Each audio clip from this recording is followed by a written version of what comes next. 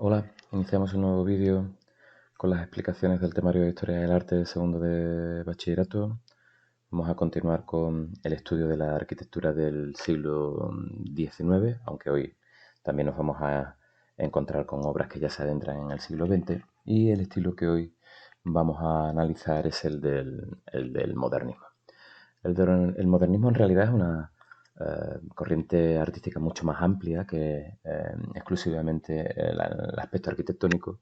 porque va a ser una corriente artística que lo que va a buscar es una auténtica renovación creativa.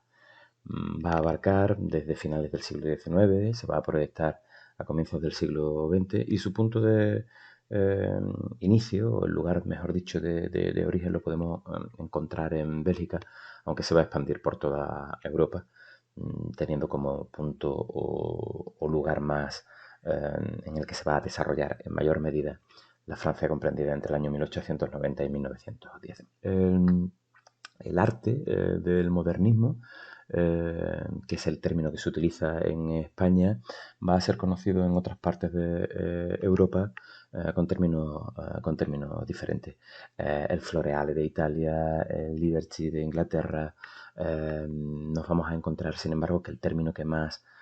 éxito va a tener es el que se va a utilizar en Francia, es el conocido como Art Nouveau. No va a ser un arte surgido de la nada, sino que nos vamos a encontrar con precedentes que podemos rastrear en movimientos anteriores y que se caracterizaban por,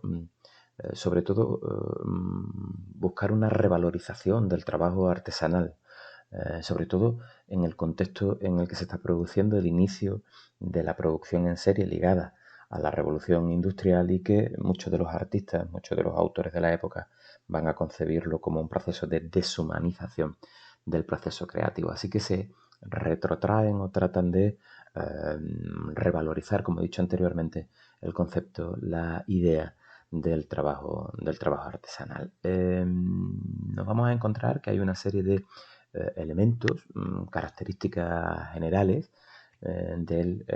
arte conocido como del modernismo. Lo que se busca, como he dicho, es esa renovación, esa mejora del concepto artesanal, pero no significa huir o abandonar los elementos del desarrollo vinculados a la revolución industrial y a la aplicación de la maquinización. Es un arte, el modernismo, que va a tener raíces, que va a recibir influencia de muchos elementos interrelacionados. Por ejemplo, va a influir poderosamente las características del neogótico, de las nuevas aportaciones de la ingeniería y de la arquitectura del hierro, de las corrientes artísticas coetáneas, por ejemplo, del impresionismo, del simbolismo, de la influencia que van a tener esa popularización, ese gusto por los objetos japoneses tan importantes en los ismos pictóricos de finales del siglo XIX. En general, el estilo modernista va a tener un carácter mayoritariamente decorativo, un carácter estético, y se va a basar sobre todo en la naturaleza, en la idea de la importancia del respeto, de la valoración, de la aportación de la flora, de la fauna. La verdad es que lo que se pretende, o pretendieron los artistas, es hacer frente al estilo más académico, imperante en la época, y sobre todo también desde otra perspectiva rechazar el historicismo de finales del siglo XIX y ese eclecticismo que se había producido en las principales aportaciones arquitectónicas del momento, y sobre todo va a tratar también de hacer una labor de eliminación de esa distinción existente entre las bellas artes y las artes aplicadas, y una integración unitaria en esa concepción. Como decía, a pesar de las diferentes interpretaciones y nombres que tiene el modernismo, pues va a mantener una serie de características comunes. Podemos decir, la primera surge como resultado de superar las formas tradicionales y de integrar en este proceso también la tecnología en ese intento de unificar todas las artes, superando esa distinción de bellas artes y artes aplicadas. En esta reflexión, en este intento el diseño, el valor del diseño va a cobrar una importancia extraordinaria, muy relevante. Pero no solo va a estar circunscrita al campo de la arquitectura, aunque sea el objeto de estudio de nuestra explicación de hoy, sino que también se va a encontrar modernismo en pintura, en escultura, en literatura, en espectáculos, por supuesto en la moda, en las artes figurativas. Va a tener una importancia extraordinaria en el diseño inmobiliario, en la decoración, en la joyería. Es decir, es una corriente muchísimo más amplia de lo que nosotros vamos a analizar en este vídeo, que es el apartado de la arquitectura. También va a ser muy habitual la utilización de una decoración que se ha venido a llamar orgánica, en la que se funde la arquitectura, el ambiente urbano, con lo que hemos dicho que es el respeto, la valoración de la naturaleza. Una naturaleza que se refleja abstractamente en muchísimos elementos, en la primacía, en el dominio, en la importancia de la línea ondulada. Los materiales constructivos van a ser muy variopintos, van a utilizar el hierro en estos perfiles curvos que acabo de comentar, pero no solo en la decoración, sino también en el aspecto estructural, y lo van a intercalar entre otros materiales con el hormigón, con ladrillo, con la piedra, incluso también con el vidrio o con la cerámica. Hay una falta de simetría importante, utilizan formas extrañas, arbitrarias, aunque eso no significa que haya un irracionalismo o una falta de racionalismo en sus composiciones, sino que lo que tratan es de llevar a cabo una integración, una continuidad de los espacios, de los elementos de cada edificio. Así, interiores, exteriores, las habitaciones, las zonas de paso, todo sigue una línea estética y van a compartir pues muchísimos elementos comunes. Tenemos que evidentemente empezar a analizar las principales obras del modernismo en arquitectura, y qué mejor manera de hacerlo que empezar con la Casa Tassel, con esta obra, con este edificio creado entre 1892 y 1893 por Víctor Horta, que es una de las primeras manifestaciones, o una de las primeras y mejores manifestaciones del estilo modernista. Horta va a ser un arquitecto belga y uno de los grandes impulsores del movimiento que nos ocupa. Su formación comenzó en Francia, como tantísimos otros arquitectos, arquitectos, pintores y escultores, en la Academia de Bellas Artes, y posteriormente se va a trasladar a Bélgica, donde va a terminar sus estudios y es el lugar donde comienza a trabajar. Este edificio, la Casa de Tassel, va a ser encargada por un profesor de la Universidad de Bruselas, en ese momento colega de Víctor Orga. Este colega se llama Emil Tassel y va a pedirle a Víctor Horta que se encargue de la planificación, diseño de su propia casa. El espacio del cual dispone Horta para proyectar su idea es un espacio bastante reducido. Era una parcela escasamente de 8 metros de ancho por 29 de profundidad, al encontrarse la casa pues flanqueada a los lados por otras viviendas que impedían que el arquitecto pudiera tomar todo el espacio que él deseara. Y precisamente por eso Horta va a optar por utilizar un sistema de soporte a base de estructuras de hierro, que le permitió utilizar al máximo lo que son los paramentos y organizar el espacio de una manera muchísimo más libre. Va a dividir la vivienda en 3 niveles diferentes. El primero de ellos, el más bajo, se va a organizar en torno a una gran escalera y el vestíbulo de entrada con espacios amplios, bien iluminados. El segundo piso va a ser este piso superior, que presenta algunas escaleras secundarias, una zona incluso de jardines. Aquí lo que estamos viendo en la imagen es la fachada, que tiene clarísimamente este porte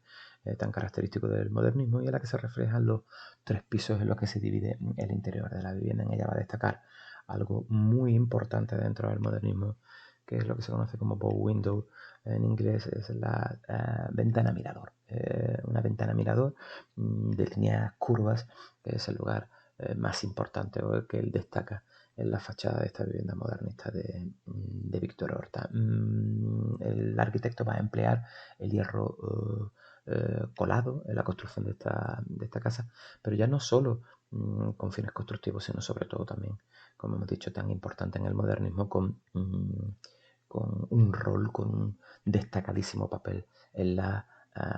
decoración, y es evidentemente esta decoración vinculada a los elementos tan anteriores una de las señas de identidad del modernismo. En el aspecto ornamental, el artista se basa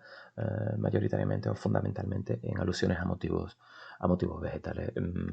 La naturaleza, eso sí, no está plasmada como una réplica veraz y fidedigna, sino que estas líneas, estas formas, son las que nos aluden a las formas vegetales. Horta, en esta obra de la Casa Tassel, y tan importante que va a adquirir un protagonismo y va a ejercer una influencia notoria en la Europa del momento, como digo, no solo se va a preocupar hasta el más mínimo detalle de la construcción y la decoración de la propia obra, sino que va a ser él mismo también el que va a diseñar el mobiliario. Aunque la obra más importante de Horta va a ser la Casa Tassel, también va a ser importante la realización de una serie de obras de carácter público, por ejemplo, la famosa sede del Partido Socialista belga en Bruselas, la conocida como la Casa del Pueblo, un edificio enorme de 5 pisos en el que va a ubicar salas de reuniones, un teatro para 1.500 espectadores, un edificio desaparecido ya en la década de los 50 del siglo XX, pero que va a significar también la aplicación de estas concepciones modernistas, ya no solo en el ámbito burgués, privado, de personas con un alto poder adquisitivo, sino también en la realización de obras notables de carácter público. Si tenemos que señalar a un autor personalísimo, singular, extraordinariamente importante del modernismo, tenemos que hablar de la obra de Antonio Gaudí, que es sin lugar a dudas el exponente más importante de la arquitectura modernista en España, pero que trasciende del marco de nuestro país y se proyecta a escala internacional. Gaudí es el arquitecto, el artista genial, el que hace la interpretación más personal del modernismo, no solo en las técnicas arquitectónicas y espaciales, sino también fundamentalmente en el aspecto decorativo, por la libertad creativa y por la innovación que va a manifestar en buena parte de sus obras. Es un artista completo que concibe la arquitectura casi como una obra de arte total, en la que por supuesto el edificio tiene importancia, pero también los detalles interiores. Va a ser heredero en cierta forma del pensamiento de figuras de la arquitectura de la época, como Ruskin, Morris, como Leduc, y va a ejercer también una influencia notabilísima en artistas posteriores como Le Corbusier o como Dalí. Hombre que también se va a ver influido, por supuesto, por su religiosidad, en el que va a concebir su propia labor arquitectónica como una especie casi de misión apostólica que debía cumplir a todo precio. La obra de Gaudí, aunque se encuentra fundamentalmente en Cataluña, no solo se circunscribe a este marco, porque también va a trabajar en otras zonas de España, como en Comillas, en Cantabria, en Astorga y en León. También va a trabajar en Palma de Mallorca. Lo que sí es evidente en que en todas sus obras podemos rastrear el contexto, por supuesto, del modernismo, pero también de la Renaixença, ese movimiento cultural en el que va a tener tantísima importancia la vinculación con el movimiento de recuperación de valores sentimentales del pasado que configura la identidad colectiva de los pueblos, y que tanta importancia va a tener, por ejemplo, la zona de Cataluña, en la que se desarrolla ese fuerte sentimiento hacia las tradiciones, hacia la identidad popular y que tendrá su traslado, por supuesto, al terreno político. Vamos a empezar a analizar algunas de las obras de Gaudí. Los primeros trabajos van a tener un corte historicista en esta primera obra que vemos aquí, que se conoce como El Capricho, en la localidad de Comillas, en Cantabria. Es una muestra de la tendencia que se llama oriental, en la que Gaudí va a desarrollar algunas de sus obras. Destaca, por ejemplo, esta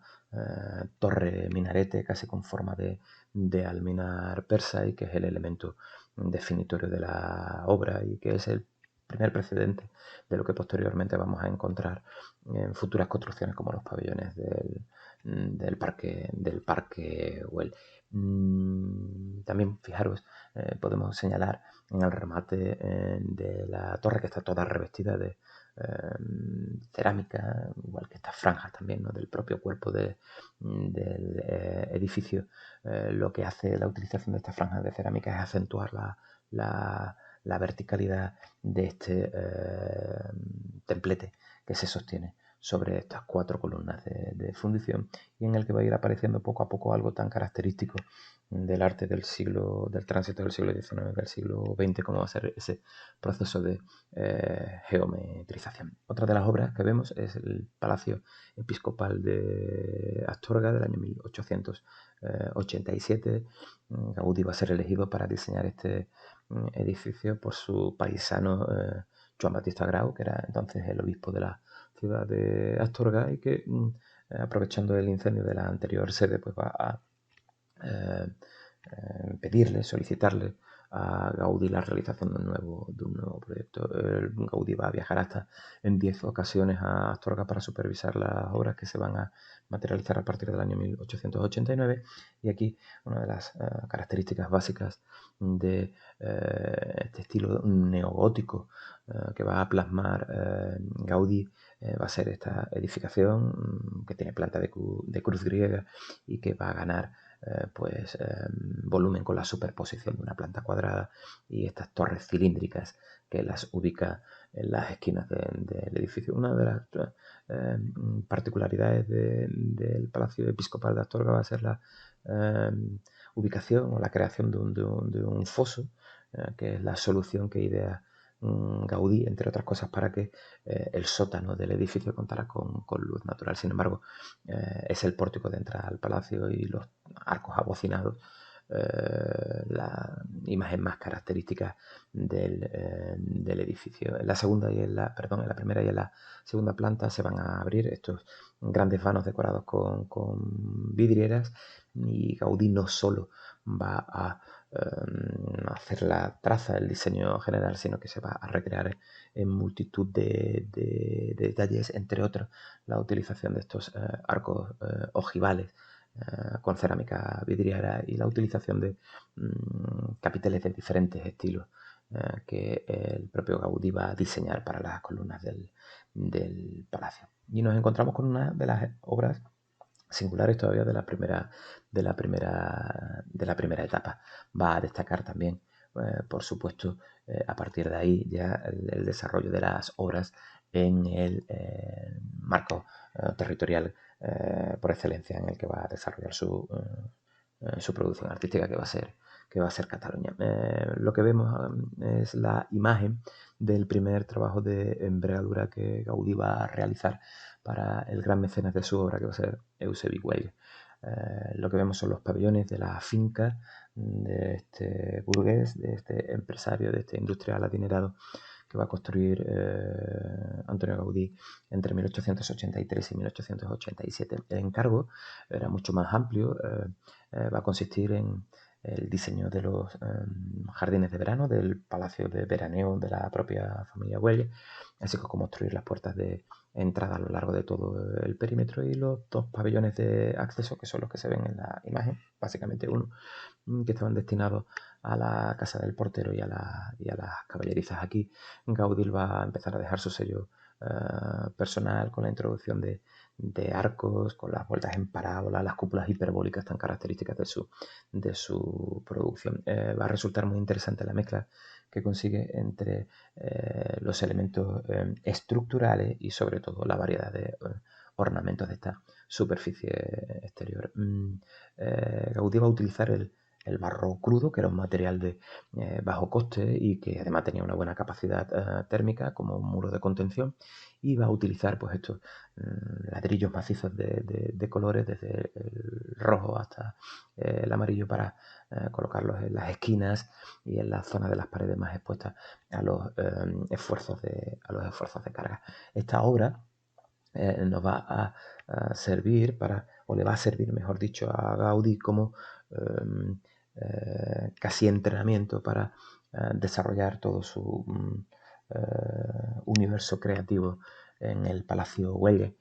que es considerado ya un hito de la arquitectura europea de la época y uno de los edificios más innovadores de ese modernismo en España, del Art Nouveau en Francia. Destaca sobre todo por su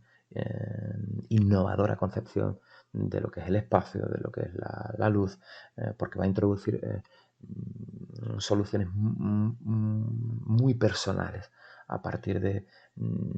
planteamientos de la creación de formas expresivas excepcionales vinculadas a su capacidad imaginativa, en la que va a utilizar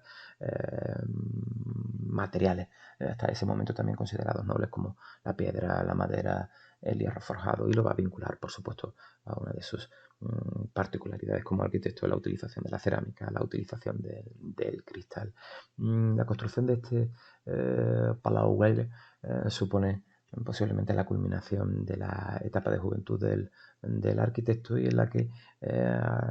acaba de profundizar en los ensayos realizados en las obras anteriores que hemos visto, y que va a introducir buena parte de las aportaciones que van a constituir la base de su repertorio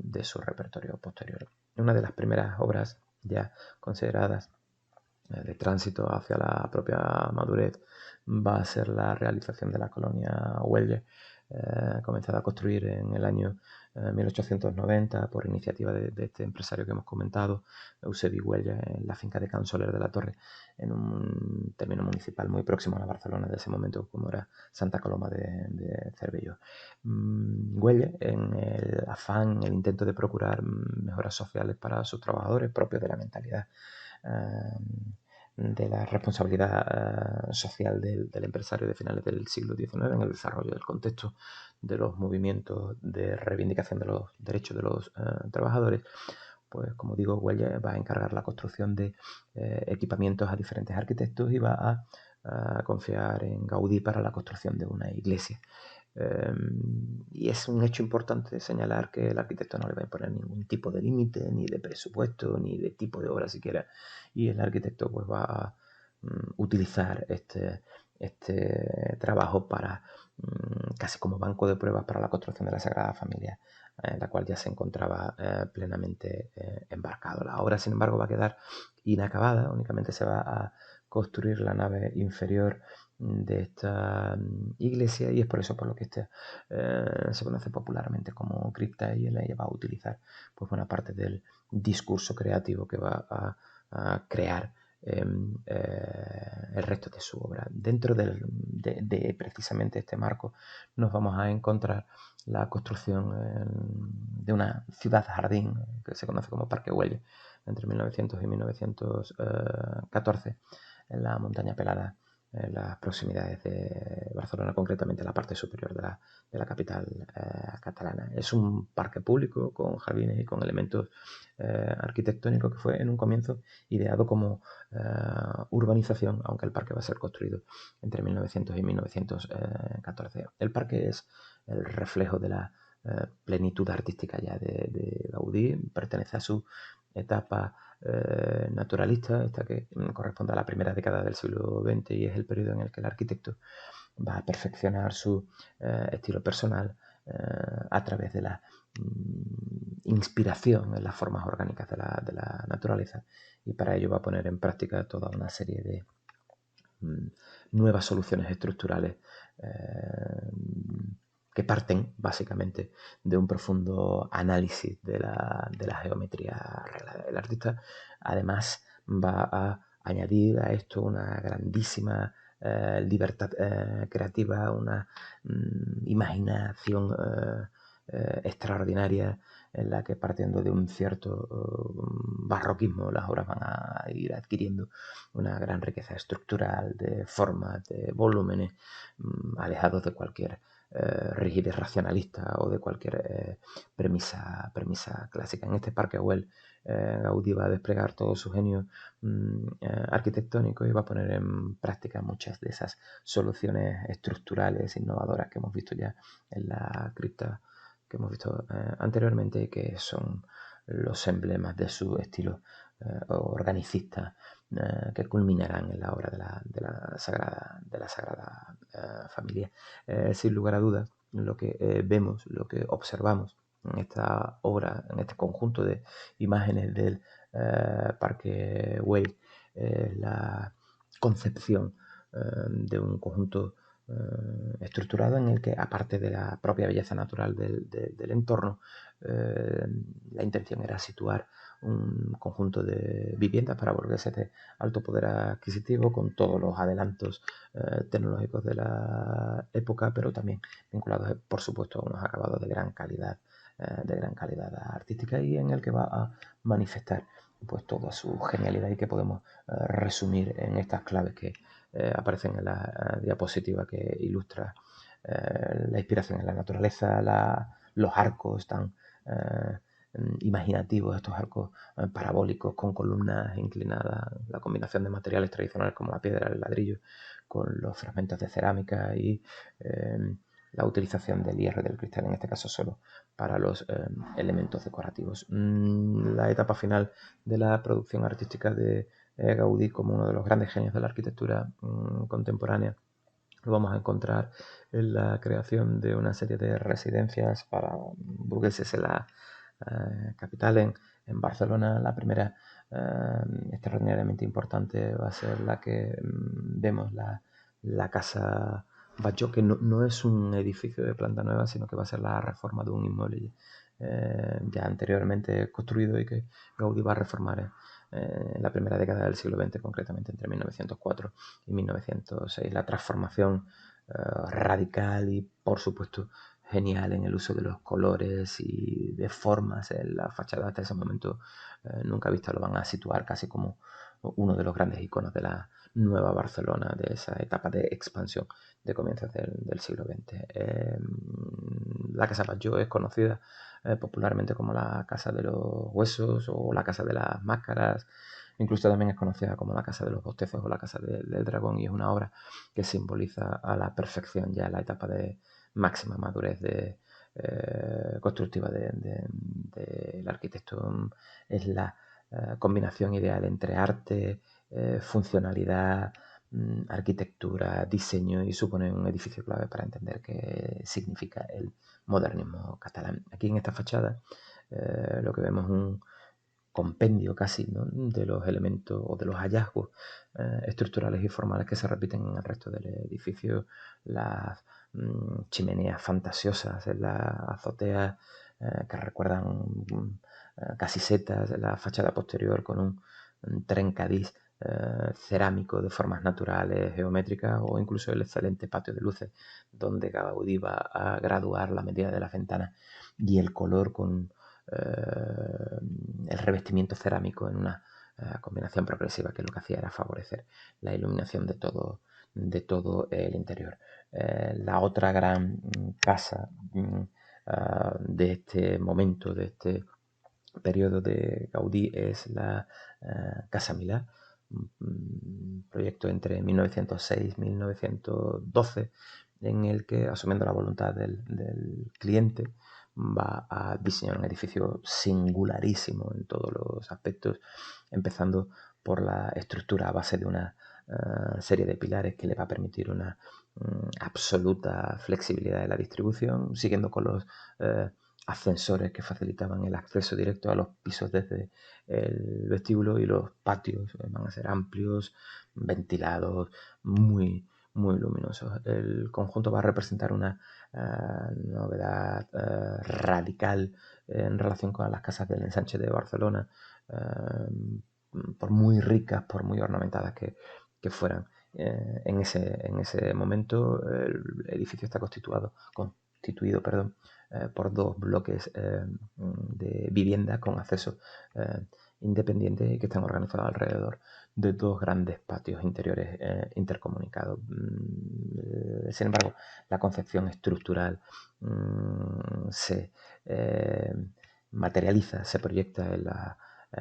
fachada imponente que vemos, y que es la que hace que sea conocida con la denominación popular de la pedrera, que significa cantera